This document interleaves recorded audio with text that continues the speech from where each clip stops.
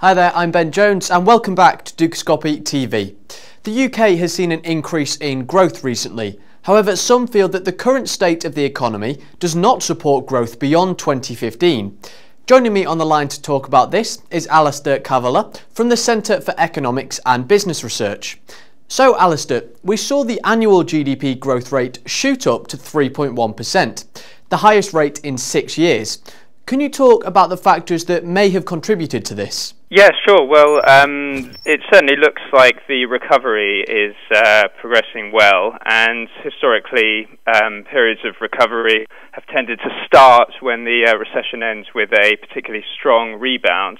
So we would expect to see a good figure like 3.1% to kind of as the growth takes off. Specifically, during the last quarter, we saw good growth in the two main sectors of the economy, services and production. So the overall growth over the quarter was 0.8%, and services was at 0.9% and production at 0.8%. So they accounted for the bulk of the extra output. There was a slightly lower performance in construction. But that was probably linked to the rain and the weather that was going on at the time. So overall, confidence is still high in construction, and we'd expect to see good growth and output in all three sectors over the next quarter, hopefully. Now, your organisation has recently stated that significant weakness in the current account and government spending cuts will weigh on growth prospects beyond 2015. Can you elaborate on this, and how can the Bank of England ensure future growth?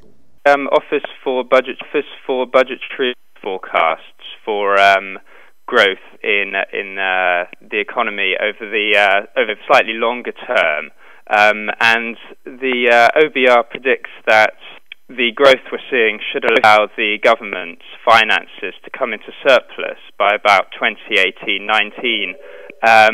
Now it appears that their forecasts are based on having some quite high levels of business investment, and we think it's quite possible that business investment would not reach those levels, and therefore that the government finances in good shape. So we might have to see further cuts down the road if the government does want to balance the books over the next few years. So we might be seeing, therefore, some drag on growth from that source. And finally, today we've seen mortgage approvals drop, but not significantly, with mortgage lending going up slightly.